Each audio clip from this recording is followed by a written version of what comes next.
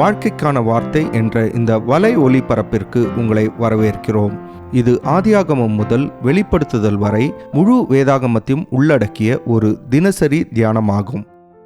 யாத்ராகமம் 35ஆம் அதிகாரத்திலிருந்து 39ஆம் அதிகாரம் வரைக்கும் நான் வாசிக்கும்போது, இஸ்ரவேல் ஜனங்கள் எப்படி ஆண்டவருடைய கூடாரத்தை கட்டுவதற்கு தாராளமாய் காணிக்கைகளை கொண்டு வந்தார்கள், பின்பு எப்படி கூடாரத்தை கட்டினார்கள் என்பதை நாம் படிக்கின்றோம்.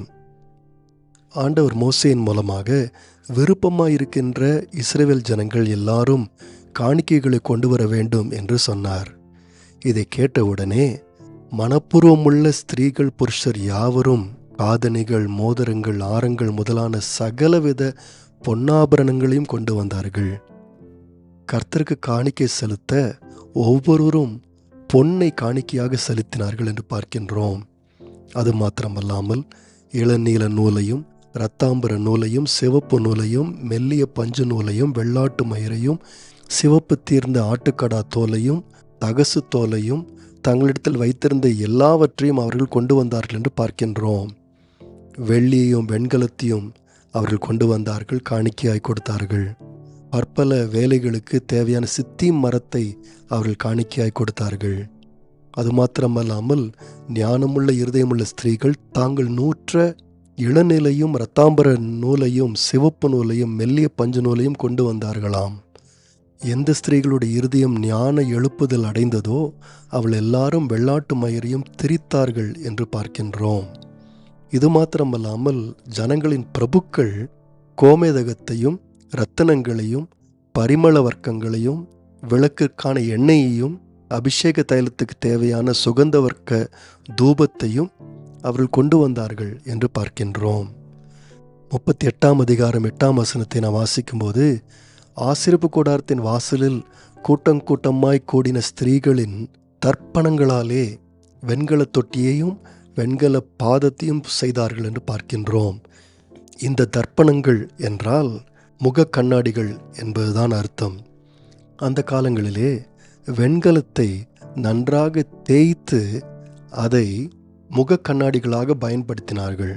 இந்த ஆசரிப்பு கூடாரத்தின் வாசலில் நின்ற ஸ்திரீகள் இந்த முக கண்ணாடிகளை கூட ஆண்டவருடைய ஆலயத்திற்காய் கொடுத்து அதன் மூலமாய் ஆசரிப்பு கூடாரத்தினுடைய வெண்கல தொட்டியே செய்யும்படியாக உதவி செய்தார்கள். 38ஆம் அதிகாரம் 24ஆம் வசனத்திலிருந்து வாசித்து பார்த்தால், இஸ்ரவேல் ஜனங்கள் மொத்தத்தில் 1 டன் தங்கத்தை கொடுத்தார்களாம். அதாவது 1000 கிலோ தங்கத்தை கொடுத்தார்கள். அது மாத்திரமல்லாமல் 4 டன், அதாவது 4000 கிலோ வெள்ளியை கொடுத்தார்களாம். 2.5 டன் வெண்கலத்தை கொடுத்தார்களாம். 36ஆம் அதிகாரம் 5ஆம் வசனம் வாசிக்கும்போது, தேவைக்கு அதிகமாக கொண்டு வந்தார்கள் என்று பார்க்கின்றோம். கர்த்தர் செய்யும்படி கற்பித்த வேலைக்கு வேண்டியதற்கு அதிகமான பொருட்களை ஜனங்கள் கொண்டு வந்தார்கள். ஆகவே 6ஆம் வசனத்தில் ஜனங்கள் கொண்டு வந்த காணிக்கைகள் நிறுத்தப்பட்டது என்று பார்க்கின்றோம். ஏனென்றால் செய்ய வேண்டிய எல்லா வேலைகளுக்கும் போதுமான பொருட்கள் இருந்ததும் அல்லாமலும் அதிகமாக இருந்ததாம். பொருட்களால் மாத்திரமல்ல, திறமையாய் வேலை செய்யக்கூடியவர்களும் தாராளமாக முன்வந்தார்கள். பாருங்கள், 35ஆம் அதிகாரம் 25ஆம் வசனம் வாசிக்கும்போது, அநேக பெண்கள் தங்களுடைய திறமைகளையும் தேவனுடைய கூடாரம் கட்டப்படுவதற்கு கொடுத்தார்கள் என்று பார்க்கின்றோம். பாருங்கள், இங்கே தேவனோ மோசேயோ எவரையும் கொடுக்கும்படியாக கட்டாயப்படுத்தவில்லை. 35ஆம் அதிகாரம் 29ஆம் வசனம் சொல்லுகிறது, செய்யப்படும்படி கர்த்தர் மோசேயை கொண்டு கற்பித்த வேலைக்குரிய யாவையும் கொண்டு வர இஸ்ரவேல் புத்திரருக்குள்ளே தங்கள் இருதயத்தில் உற்சாகமடைந்த ஸ்திரீ புருஷர் யாவரும் கர்த்தருக்கு காணிக்கையை மனப்பூர்வமாய் கொண்டு வந்தார்கள் என்று பார்க்கின்றோம். நண்பர்களே, எப்படி இஸ்ரவேல் ஜனங்கள் இவ்வளவு தாராளமாக மனப்பூர்வமாய் ஆண்டவருக்கென்று செய்தார்கள்? இதற்கு ஒரு காரணம் இருக்கின்றது. பாருங்கள், பொன்னாலான கன்றுக்குட்டியை அவர்கள் உருவாக்கின அந்த சம்பவத்துக்கு பின்பாக இந்த ஆண்டவரின் ஆசரிப்பு கூடாரத்தின் வேலைகளையே கர்த்தர் நிறுத்திவிட்டது போல இருந்தது. ஆனால் இப்பொழுதோ ஆண்டவர் மறுபடியும் இஸ்ரவேல் ஜனங்களுக்கு கிருபை கொடுத்தார். ஆசரிப்பு கூடாரத்தை கட்டும்படியாக இப்பொழுது அவர்களுக்கு ஆண்டவர் அனுமதி கொடுத்தார். அது மாத்திரமல்லாமல் தேவன் அவர்களோடு செய்த உடன்படிக்கையை மறுபடியும் புதுப்பித்தார்.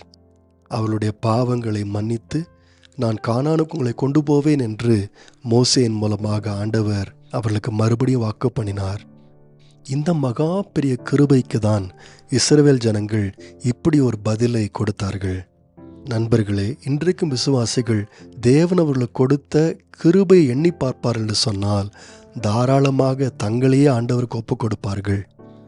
மக்கதோனியா நாட்டை சேர்ந்த சபைகளை குறித்து நாம் புதிய ஏற்பாட்டிலே வாசிக்கின்றோம். அவர்கள் மிகுந்த தரித்திரத்திலும் தாராளமாய் கொடுத்தார்கள் என்று பார்க்கின்றோம். பவுல் அப்போஸ்தலன் கொரிந்து சபையாருக்கு கொடுப்பதை பற்றி பேசும்போது இயேசுனுடைய கிருபையை சுட்டி காண்பித்தார். 2 கொரிந்தியர் 8:9 11 வாசிக்கும்போது, நம்முடைய கர்த்தராகிய இயேசு கிறிஸ்துவின் கிருபை அறிந்திருக்கிறீர்களே, அவர் ஐஸ்வர்யமுள்ளவராயிருந்தும் நீங்கள் அவருடைய தரித்திரத்தினாலே ஐஸ்வர்யவான்களாகும்படிக்கு உங்கள் நிமித்தம் தரித்திரரானாரே என்று சொல்லுகின்றார். அதாவது இயேசு கிறிஸ்துவின் மூலமாய் நீங்கள் பெற்றுக்கொண்ட கிருபையை கொஞ்சம் எண்ணி பாருங்கள் என்று சொல்லுகின்றார். நம்மை ஆவிக்குரிய ஐஸ்வர்யவான்களாய் மாற்றும்படியாக சிலுவையில் இயேசு எல்லாவற்றையும் இழந்து தரித்திரரானாரே, அந்த கிருபை எண்ணி பாருங்கள் என்று சொல்லுகின்றார். இதை சொல்லிவிட்டு 10ஆம் வசனத்திலே, இதை குறித்து என் யோசனை உங்களுக்கு அறிவிக்கின்றேன், இதை செய்கிறதுக்கு மாத்திரமல்ல செய்ய வேண்டுமென்று உற்சாகப்படுகிறதற்கும் 1 வருஷமாய் ஆரம்பம் பண்ணின உங்களுக்கு இது தகுதியாயிருக்கும். 11ஆம் வசனத்தில், ஆகையால் அதை இப்பொழுது செய்து நிறைவேற்றுங்கள் என்கின்றார். எதை அவர்கள் செய்ய வேண்டும்? கொடுப்பதை அவர்கள் செய்ய வேண்டும் என்று சொல்கின்றார். 11ஆம் வசனத்தை தொடர்ந்து, கொடுக்க வேண்டும் என்கின்ற விருப்பம் உண்டாயிருக்கிறது போல உங்களுக்கு உள்ளவைகளில் எடுத்து அதை நிறைவேற்றுதலும் உண்டாவதாக என்று சொல்லுகின்றார். அதாவது இயேசுவினுடைய கிருபை அனுபவித்த நீங்கள் இப்பொழுது எருசலேமில் உள்ள சபைகளுக்கு காணிக்கைகளை சேகரியுங்கள் என்று இயேசுனுடைய கிருபையை முன்னிட்டு அவர் உணர்த்துகின்றதை நாம் பார்க்கின்றோம். நண்பர்களே, ஆண்டவருடைய கிருபையை ஒரு விசுவாசி காணும்போது தாராளமாய் ஆண்டவருக்கு கொடுக்க முன் வருவார்கள். இந்த யாத்ரா 35ஆம் அதிகாரத்திலிருந்து 39ஆம் அதிகாரம் உள்ள இந்த பகுதியில் அடிக்கடி சொல்லப்படும் ஒரு முக்கியமான வார்த்தை என்னவென்றால், இஸ்ரவேல் ஜனங்கள் கர்த்தர் கட்டளையிட்டபடி அப்படியே இந்த ஆண்டவருடைய கூடாரத்திற்கு செய்தார்கள் என்று சொல்லப்படுகின்றது. ஒரு சில உதாரணங்களை காண்பிக்கின்றேன். யாத்ராகமும் 38ஆம் அதிகாரம் 22ஆம் வசனத்தை வாசிக்கும்போது, யூதாவின் கோத்திரத்தில் ஊரின் மகனாகிய ஊரியின் குமாரன் பெசலேயேல் கர்த்தர் மோசே கற்பித்ததை எல்லாம் செய்தான் என்று சொல்லப்படுகின்றது. 39ஆம் அதிகாரம் 1ஆம் வசனத்தை வாசிக்கும்போது, கர்த்தர் கற்பித்தபடியே பரிசுத்த ஸ்தலத்தில் ஆராதனை செய்கிறதற்கு வேண்டிய வஸ்திரங்களையும் ஆரோனுடைய பரிசுத்த வஸ்திரங்களையும் செய்தார்கள் என்று பார்க்கின்றோம். 39ஆம் அதிகாரம் 32ஆம் வசனத்தை வாசிக்கும்போது, இப்படியே ஆசரிப்பு கூடாரமாகிய வாசஸ்தலத்தின் வேலைகள் எல்லாம் முடிந்தது, கர்த்தர் மோசே கற்பித்தபடியெல்லாம் இஸ்ரவேலின் புத்திரர் செய்தார்கள். 39ஆம் அதிகாரம் 42 43ஆம் வசனத்தை வாசிக்கும்போது, கர்த்தர் மோசே கற்பித்தபடியெல்லாம் இஸ்ரவேல் புத்திரர் சகல வேலைகளும் செய்தார்கள். மோசே அந்த வேலைகளையெல்லாம் பார்த்தான், கர்த்தர் கற்பித்தபடியே அதை செய்திருந்தார்கள். மோசே அவர்களை ஆசீர்வதித்தான் என்று பார்க்கின்றோம். கர்த்தருடைய கிருபையும் மன்னிப்பையும் பெற்றுக்கொண்ட விசுவாசிகள் இப்படியும் ஆண்டவருக்கு பதில் சொல்லுவார்கள். இஸ்ரவேல் ஜனங்களை யோசித்து பாருங்கள். முன்பு ஆண்டவருடைய வார்த்தை கீழ்ப்படியாமல் அந்த பொன்னாலான கன்றக்குட்டியை செய்தார்கள். இப்பொழுது ஆண்டவருடைய மன்னிப்பையும் கிருபையும் பெற்ற பிறகு ஆண்டவருடைய வார்த்தையை தெளிவாக இருக்கின்றபடி செய்து கர்த்தரை பின்பற்றுகின்றார்கள். அதாவது ஆசரிப்பு கூடாரத்தில் எந்த ஒரு பொருளையும் எந்த ஒரு காரியத்தையும் தங்கள் இஷ்டத்தின்படி செய்யவில்லை, கர்த்தருடைய வார்த்தையின்படி செய்தார்கள். நண்பர்களே, கர்த்தருடைய கிருபையை புரிந்து கொண்ட மக்கள் கர்த்தருடைய வார்த்தைக்கு திரும்புவார்கள். கர்த்தருடைய வார்த்தை சொல்லுகின்றபடி செய்ய தங்களை மனப்பூர்வமாய் ஒப்பு கொடுப்பார்கள்.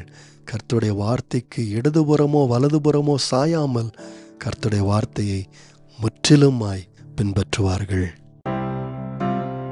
நேயர்களே, இந்நிகழ்ச்சியை கேட்டதற்காய் நன்றி. மீண்டும் ஒரு புதிய அத்தியாயத்துடன் வாழ்க்கைக்கான வார்த்தையில் நாளை சந்திப்போம்.